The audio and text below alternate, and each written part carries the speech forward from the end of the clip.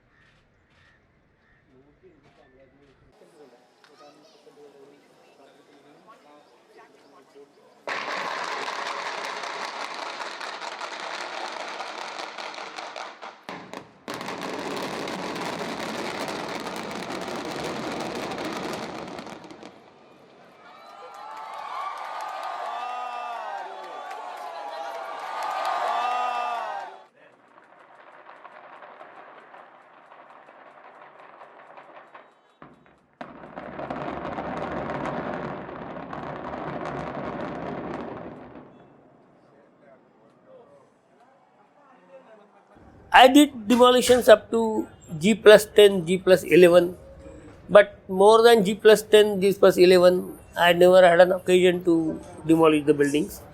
But it hardly matters because once the building is G plus 7, 8, 10, whatever it is, the more or less the methodology continues to be the same with a little difference of number of holes, then the explosive amount used.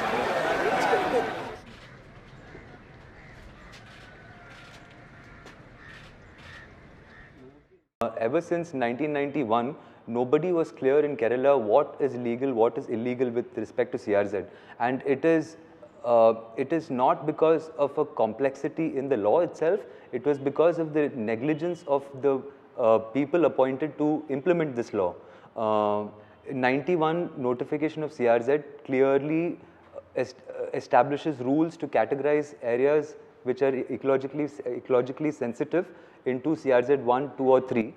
It says an area with 50% of land which is buildable land, which is our Karabhumi and not wetlands, has to be considered as legally designated urban area, which falls into CRZ 2. Mangroves come into CRZ 1. There are clear categories. Kerala government took the easy way out and they just went ahead with this one blanket rule saying all municipalities are CRZ 2, all panchayats are CRZ 3, all seafronts are CRZ 1. Once we vacated the apartment a couple of months back, there was a sense of detachment as it didn't directly affect us anymore, like any of the things that were happening. But seeing it go down yesterday was surprisingly disheartening and got us all a little uncomfortable. This demolition process is, especially in an ecologically sensitive area, it is the worst thing to do. The IIT report that our state government had requested, it said that demolishing a building of this size is equivalent to burning mangroves over 4 hectares. The carbon emission from the construction itself is immense. It's the worst thing that you can do in an ecologically sensitive zone. Regularization is the easiest and the least destructive. It's a bit of a controversial subject. To some extent, it depends on where, from which side you look at. If you look at from the perspective of flat owners, you can say that it is very bad for them. They are not bothered about the larger and intangible this environmental damage aspect. They are more concerned about the loss of their money and the struggle and the difficulties they have to face in post this scenario. But if you look at from an environmentalist angle or from a concerned citizen's angle, who is interested to see that our Kerala is have say an environmentally sound, environmentally safe place to live in, and sustainable way of living. Definitely, that sends a very strong message to all the people who flout laws, rules, take bribes, and then do the indiscriminate constructions. This construction is so far, at least till now, it has been highly unregulated and with a lot of bad practices in large scale constructions here. And so, that's a very good strong message for pro-environment message that this demolition has happened.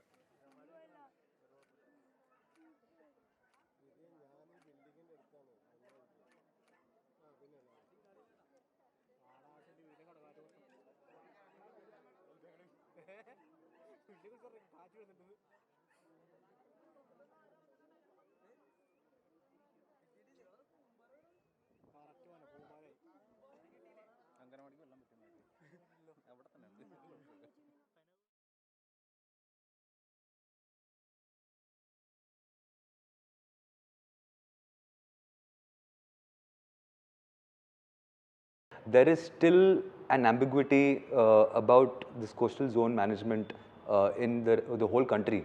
Nobody is still very clear about what is legal, what is not illegal, because this law keeps getting amended, and Ministry of Environment and Forest directs that these plans must be published and made, like there should be widespread awareness.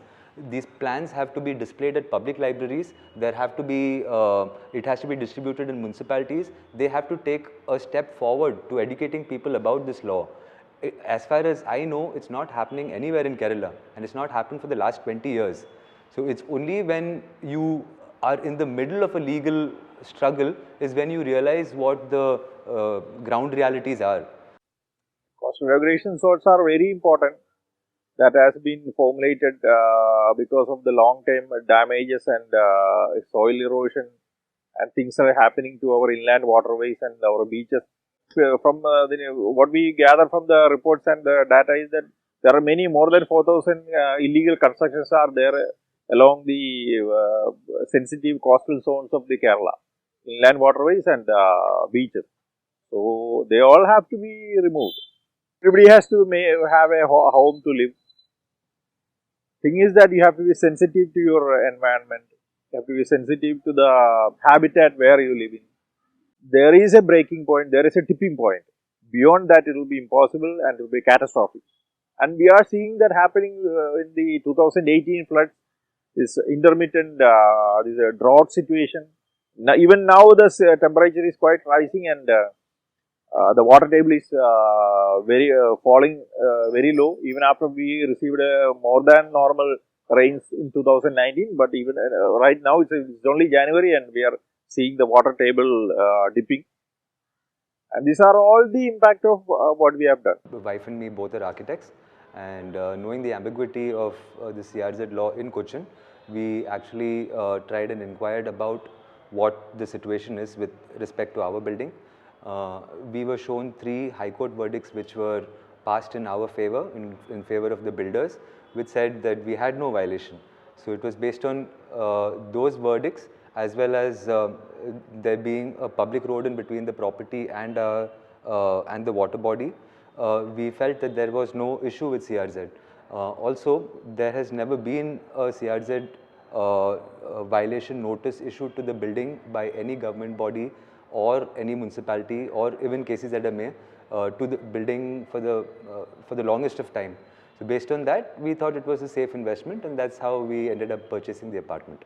Once we knew that there was an order passed to demolish our building, the association came together. We got in contact with all other associations as well as the builder, and we immediately filed a review petition in court, which has not been heard by the Supreme Court. We filed a couple of review petitions based on that. Again, they were all dismissed. a curative petition has been admitted in court. It's still lying there. It's not been accepted. Now the building is gone even. I don't know what's the point of it being accepted now. We filed a contempt of court against the government officials who submitted a faulty report to the Supreme Court. That again was dismissed. So in general, I think we've, just our association would have spent approximately 10 lakhs in the Supreme Court proceedings, and we have still not been heard.